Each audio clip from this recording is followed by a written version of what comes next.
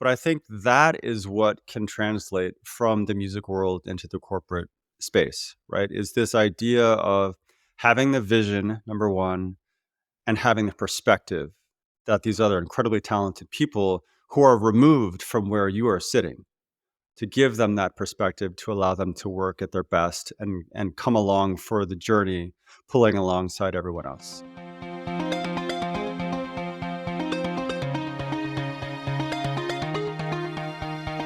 Hey everyone, it's Lynn, and you're listening to Create Magic at Work. Create Magic at Work is on a mission to equip senior leaders with tools they need to be a true quantum leader and actually understand what that means. Improve employee engagement, retain top talent, and transform your workplace culture to have less drama and stress. So let's start making magic.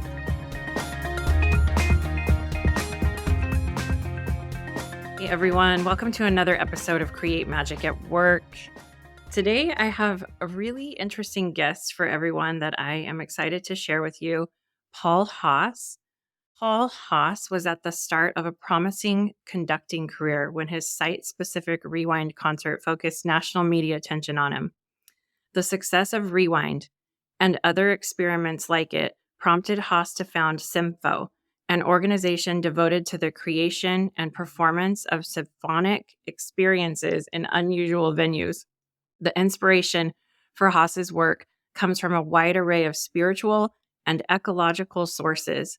His deep concern for the land, for the earth, and for all its inhabitants have led him to create art where, as Haas says, beauty is the only artistic choice, not saccharine, sometimes painful, but always immediate and always real.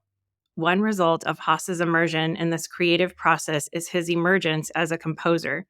Over the last 15 years, over 30 commissions have come in from a wide variety of iconic venues, including the Park Avenue Armory Rubin Museum of Art in New York, Grace Cathedral in San Francisco, the Anchorage Museum of Art in Alaska, and the Fay Jones School of Architecture and Design in Arkansas. Haas explains why unusual venues figure so prominently in his output. My work always celebrates space and our place within it. So many of us are disconnected from our surroundings, and it can be profoundly healing to become aware of and even celebrate where we are and how we fit in. An equally rich part of Haas's professional life is his service as music director of the Symphony of Northwest Arkansas since 2010. I met Paul in one of the recent Edgewalker cafes that Dr. Judy Neal was hosting that are open to anyone that self-identifies as an Edgewalker to attend. And I thought it would be great to have Paul on Create Magic at Work, sharing some of his wisdom with all of the listeners. So if you're listening, why is Amy, you're most likely a leader in the workplace. And when Paul was a guest in the Edgewalker Cafe, he shared some information around Sensate Yoga. And I just thought that that would be something really beautiful to share with everyone listening in how we can maintain inner peace and continue to make wise and compassionate decisions, even when we're under great stress. And that happens a lot in the workplace. So, Paul, thank you for joining us and welcome to Create Magic at Work. Thank you so much, Amy. It's a pleasure to be here with you. I'm excited. Yeah, I love your bio, how you were talking about spaces and how spaces can really, being present in those spaces can amplify your energy. It's kind of what I've got from that. Can you tell us a little, anything we missed or anything else you want us to know about yourself? Sure. I mean, that you read the artistic side, the composer, conductor, installation artist side. I have a spiritual practice that goes back decades, and I came across this Sensate Yoga that I was unveiling, I suppose, to you guys on the Edgewalkers talk about 10 years ago.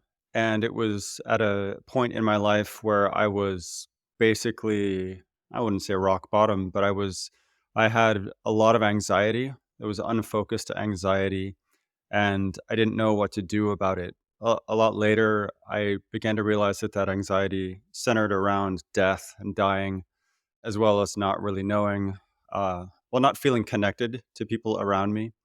not feeling connected in terms of love and heart and caring. And so I wanted to begin some practice that dealt with that anxiety. And I tried various types of meditation. And while I was able to clear my mind, I didn't understand at the end of the day, I didn't understand why I was clearing my mind. And so I eventually gave up on that and just randomly met a woman who was able to heal people energetically. And that was really surprising to me. I had no idea that even existed. And I thought to myself, hey, self, if there's a way to work with energy, I can at least feel it. So why don't I work on feeling it? And that's where my practice began. I started to put my hand on various energy centers on my body and try to feel, right? And within a couple days I was feeling something different, something unusual that I hadn't felt before, and that was intriguing, exciting. A couple weeks went by, I was feeling energy pathways through my body, and eventually, within, I would say, 3 to 4 weeks, I had just crazy experiences. I had beautiful feelings that came into my body, and I had one moment where in hindsight, I believe it was some sort of major energy transformation in me, but it felt like time and space just went away, and I experienced what I guess I would describe as a God hug, whatever that means. And it was just a crazy time in my life. I was meditating. I realized that it was meditation after a few days, and I began meditating long periods of time. I would meditate maybe 2 to 3 hours a day, just because it felt so good. And so that's the beginnings of my story. Very normal, like all of us, just not knowing where we are, how we fit in, and feeling a little bit disconnected. And then all of a sudden, wham, I was just hit by this. I don't know, it felt kind of like a remembering after a while. But that's how I stumbled onto this other energetic path aside from, well, it's connected to the artistic path, but it was definitely its own thing. Yeah, beautiful. Thanks for sharing that. I went through something quite similar, which is why when you were sharing your experience, I was like, "Huh, yeah, I went through something quite similar in my life where I felt like I was going through a really dark time, and I met an energy healer, and it sort of opened me up and changed things. I mean, it really changed my leadership and the way I was showing up at work, and that actually is what led me to leave the corporate space, Okay. kind of set me on this, life purpose path and, start create magic at work to bring some of these ideas into the workplace because it does the interesting part about all of this is it actually does improve productivity and profitability. I mean, I don't want to get into the money aspect of it too much, but it really does. It's a win-win when people are operating from their higher selves more often rather than their ego. And that's sort of been my life purpose for the past few years is sharing that. And I think that the way that you speak about it is a great story and how someone can experience that or practice certain things in order to operate from higher self a larger percentage of time. Right. I think that one take home here could be everyone should go get to know an energy healer, see what it does for them. But I really do think that the larger take home here, not all kidding aside, is everyone's normal, right? There are no special people who somehow run across special things. We're all normal, and we're all able to get into a space where we're receptive to this kind of unfolding. And this led you to I it also struck me that you said this started 10 years ago, and before we started recording, you said, I'm still a beginner," with what you were sharing, because I was like, "Okay." I think we're always practicing, right? That's what I like to share with my clients is we're like, it's always a practice. But in the cafe, you were sharing something that you called Sensate Yoga, and it was a way I mean, the way that I took it was a way to center yourself to maybe self-regulate, to maybe to clear some energy and get back to alignment so you can make these calm, so you can operate from higher self. If someone listening has never heard of Sensate Yoga, what is it and how does it differ from traditional yoga practices? Yeah, that would be everybody listening, I'm sure, has not heard of Sensate Yoga because I kinda made it up. Yeah, no, it's what I was describing earlier. It's a meditation based on feeling. I call it yoga just because yoga means practice, right? And connection. And so it's essentially a way to feel and by extension, hear and see and touch, taste, smell, fully without intermediary thoughts, without getting lost in the machinations of the mind. And so, at the very basic level, yes, it's a grounding. There's a grounding practice that I started out with whenever I teach people. But then it's really just training your mind to be still as you feel, right? And so basically if you can put your hand on your heart, right? And if you can feel what that flesh is feeling that you're touching, not your hand, but the flesh of the heart.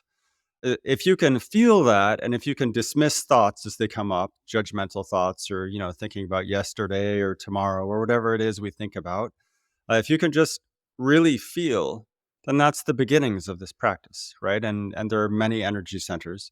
But what it does is it teaches us to feel without any sort of judgment or thinking or distraction. It's surprising how amazing it feels, right? And so let me just take it into another sphere. If you're eating dinner with a group of people and you're talking and you're eating and the food is delicious, but you're probably thinking about one thing or another. Oh, what did I do yesterday that I'm ashamed of? What do I have tomorrow that I'm afraid of? Or you're talking or you're listening, you're distracted. And so you're not actually tasting, right? And so if you can taste without intermediary thought or distraction, it's about 10,000 times more delicious. Like the apple is out of this world, right? And so if you're listening to a singer and if you're not thinking, if you're entirely invested in the listening, you can feel her soul as she sings. It's mind-bendingly beautiful. And so that's the real lesson for me out of all this is as we come to a place where we are no longer distracted or when we can understand that we are distracted and lose it for a while, right? And go into pure feeling, pure sensation, pure sensory experience, then life begins to be magical. There's nothing that can prepare you for how beautiful this is. That was yeah, that sounds like an amazing space to be in. Yeah, it's not bad. Yeah, it sounds pretty amazing. So, how can the Create Magic at Work community, the leaders listening, how can we use I mean, could you offer a creative exercise? I know you mentioned like holding your hand on your heart and like feeling that, trying to completely focus. What came up for me on like one sense, like I'm just going to focus on listening to the singer or I'm just going to focus on tasting my food. For those of us that are working in high stress corporate environments, what are some things that we can do to help us feel that feeling that you described in those moments? I mean, right now that we're recording, I'm watching the news and a bunch of people are getting notices that they're not to come to work in the government space. And there's some I'm sure, like you mentioned, what are you afraid of tomorrow? What's to come tomorrow? What is something that you can offer us to tap into that space a little bit more? Sure. I mean, there are no easy answers here. It's not like a quick band-aid kind of fix. But one thing to do would be to put wherever you feel comfortable putting your hand, right? Your heart is a good place. And just to feel and breathe normally, relax, just settle into your chair and feel, take all of us have 30 seconds, a minute, right? Maybe 2 minutes, 5 minutes, whatever you have to feel. And then the main thing is, as you're resting your awareness, as you're really experiencing that feeling, the key is you will think about other things, right? The point is to forgive yourself immediately when that happens. You just go back to the feeling. And so if you can train yourself over a period of time, for me, again, I feel like a beginner, even though I've been doing it for over 10 years. I still have a hard time not thinking when I'm doing this.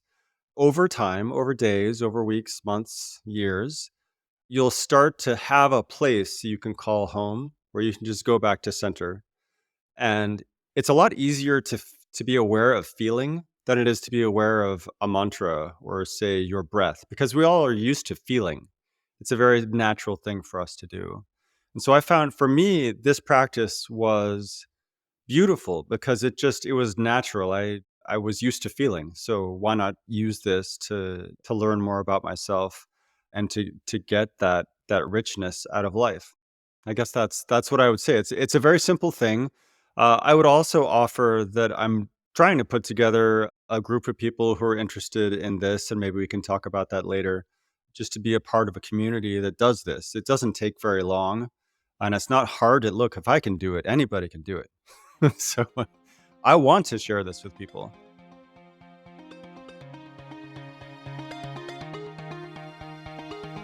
All right, it's time for a fun, playful, quick break.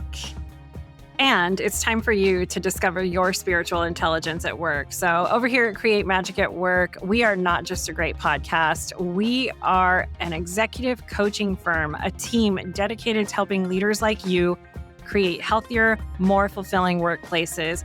Whether it's through private coaching, transformative workshops, or impactful keynotes, we're here to help support your journey to have less drama and stress and more magical moments in your life. So have a little fun. Take our quick quiz in the show notes and see where you stand. Discover your spiritual intelligence at work. Click on the link in the show notes and reach out to us for support if you need it. Sending magic to you. I want to switch gears a little bit to music. You're a composer. Something struck me when I was reading your bio in regards to spaces and environments that we occupy. It reminded me of something I learned about leadership presence, and how leadership presence isn't about what you look like and how you're dressed, but about how you occupy the space in the room and help everyone in the room to feel like they're a part of something bigger than themselves.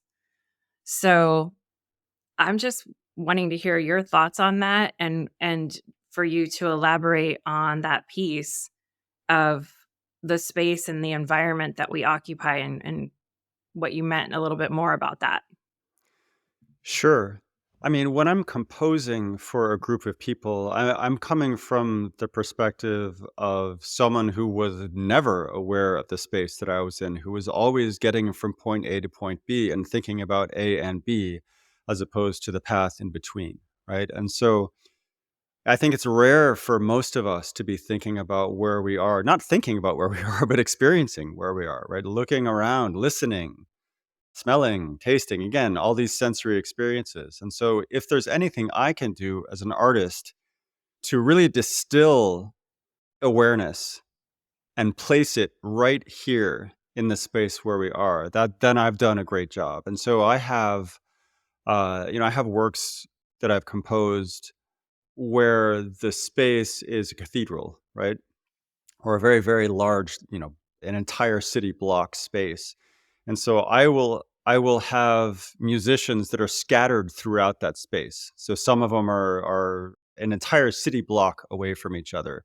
We've got the headsets. That's how we communicate when during rehearsals. There are like flashlight cues and everybody. There's military grade planning, all that kind of stuff. And so all that comes together for an experience where the audience member says, "Wow, here I am."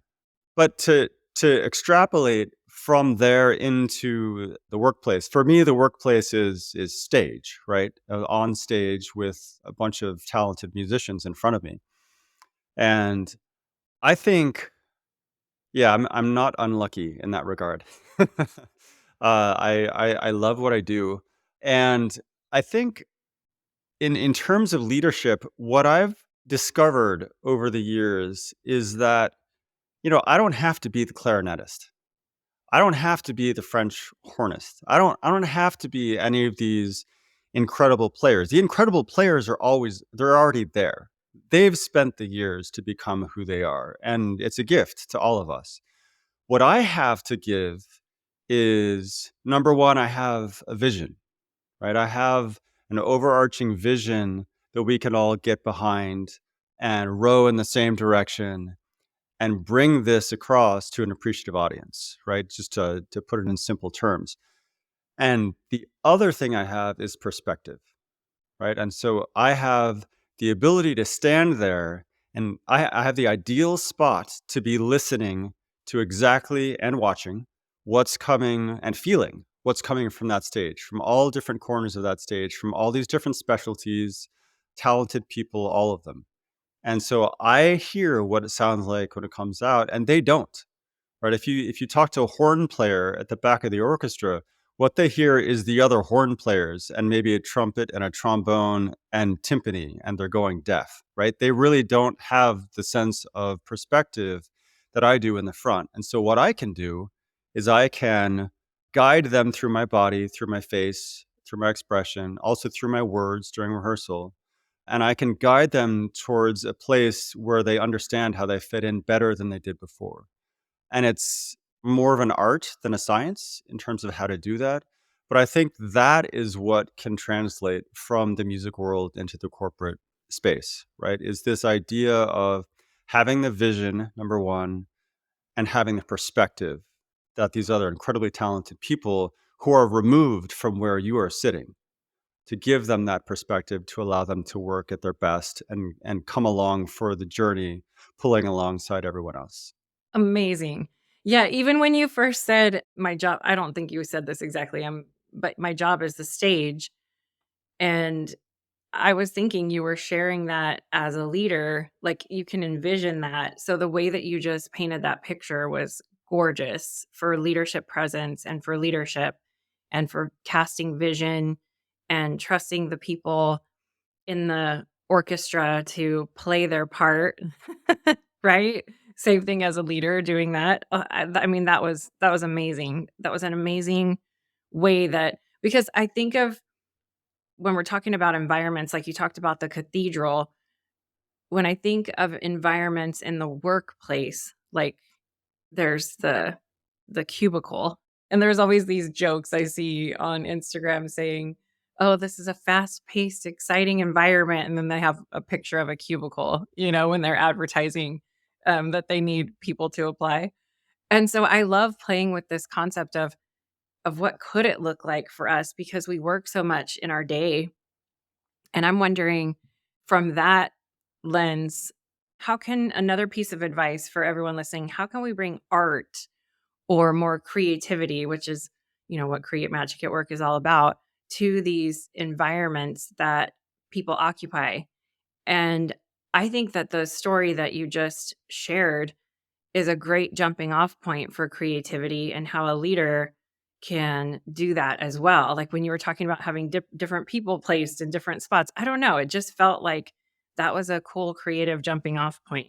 I'll take it one step further too. I mean, I would love to do this, is to actually work to bring leaders into an orchestra and actually have them stand up there on the podium and have them hear what it's like to hear the full sound, right? And then go back and sit next to the horn player and see what it sounds like back there, right? To actually physically have that sensation. And then with that, take those learnings from the concert hall, and then you can enter into a meeting, a staff meeting or whatever it is. You can go into that meeting and really be creative. Yeah. And also understand it's a real life practice of everyone going through your view is not the same of someone else's view. And so understanding that this person might not be hearing exactly what you think they're hearing. And it's this whole real life exercise of the awareness of human perception. Such a cool idea. Such a cool idea. This is so Create Magic at Work. Okay, I typically ask a few guests what they think quantum leadership is. So I would love to hear from you maybe what you think quantum leadership is. And the reason why I ask it is because in your bio also, you mentioned that you have a deep concern for the land, for the earth, and for all its inhabitants. And it's led you to create art, which I think is amazing. So you want to give it a go? What do you think quantum leadership is? I've never heard of it, honestly. I would say that to me, the kind of leadership I would like to see and embody is one based on insight and on heart, on feeling and on empathy and on uh profit that counts all of those around us, right? Not just financial bottom line. That's a personal thing for me, but it goes to I just believe very strongly that the more we have all of us, like the entire team, in our minds as we plan for the future, as we go after our goals, the better off we're going to be. So, quantum to me, I guess, gets beyond this idea of analysis. And of course, analysis is a part of it, but it starts to bring in this heart centeredness and this inclusive principle in terms of planning, in terms of expectations, in terms of profit. What does profit mean? And so I guess that's what I would say, but I really have no idea what quantum leadership is. I love that. Well, I like when everyone shares what they feel like it is because in the very beginning of the Create Magic at Work podcast, I asked almost every listener what they felt servant leadership was. And then I discovered Dana Zohar's work and her book called The Quantum Leader. And in the book, there's the Quantum Leader's Oath. And you pretty much described the Quantum Leader's Oath right now, where we make business decisions not only for shareholders, for employees, for customers, but we make them with the understanding that our decisions can ripple out to communities and to the planet and to humanity as a whole. And I like hearing everyone's perspective when I bring that up because you described it so beautifully. And I think you took us all to the next level on Create Magic at Work, where it's like, what is our definition of profit? Like, that's a whole new, can we redefine profit? That's something new to play around with because when we talk about profit, I mean, immediately everyone thinks about money, right? Like the bottom line. So I think with your sharing, that was really cool because I was like, oh, maybe we can redefine profit in a new way. Just some new ideas that are coming up. The word gratitude comes to mind as you talk about that. Just the idea that we're so interdependent as a species that our ability to sit here and live the way we live depends on countless beings, humans and otherwise, who are essentially subjugated to our will so that we can enjoy the life that we live. And to really know that, right, and own that, and maybe do something about that, but certainly to be aware of it and to include that in our thinking as we go forward. Hmm. So good. Okay, on that note, I'm going to close my eyes and pull a card from the Create Magic at Work journal prompt card deck. Uh-oh, I'm scared. So we're going to get a message for everyone listening and for you and I. I'm doing it on the app on my phone. Oh my gosh, we have not got this in so long. I am so excited. So the card we got is reward and it has an illustration of a bubble bath on it. And the affirmation is I take time to reward myself for the work that I accomplish. So that's the message for everyone listening, for you and I, Paul.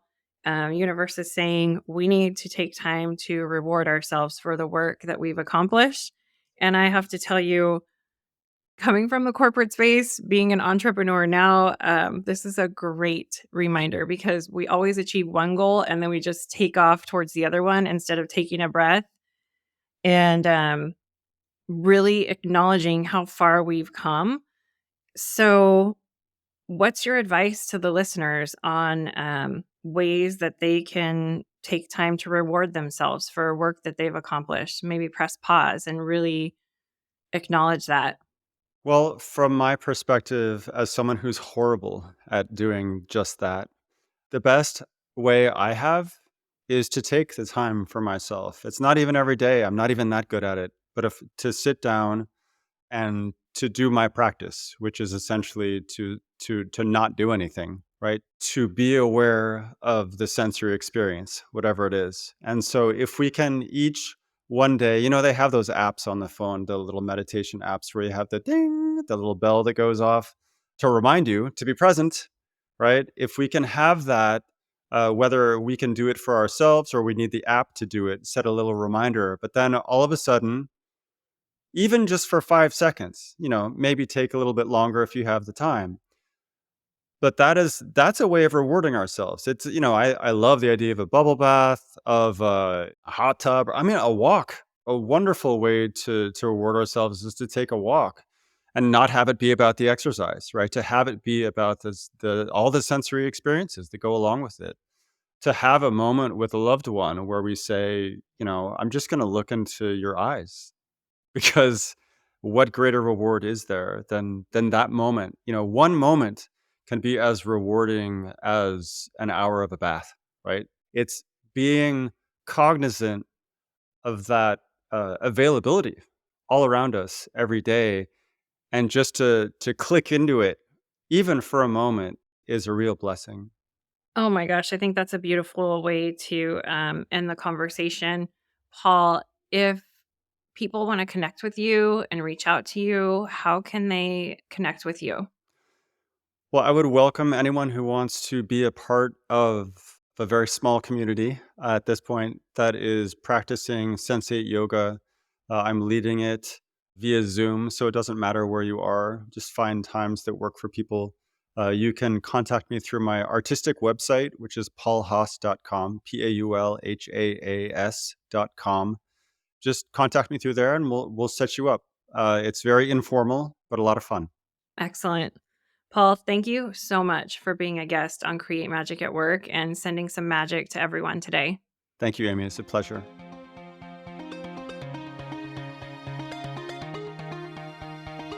I want to thank each and every one of you for coming back every week to listen to a new episode of Create Magic at Work and really helping to support and advocate for healthy leaders, workplaces, and lives for all of us. If you want any information on how to connect with me, click on the link in the show notes. You'll get access to all of the social media links for Create Magic at Work. Stay following along for more amazing episodes where we help you improve productivity and profitability in the workplace and decrease stress. Sending magic to everyone, and see you next time.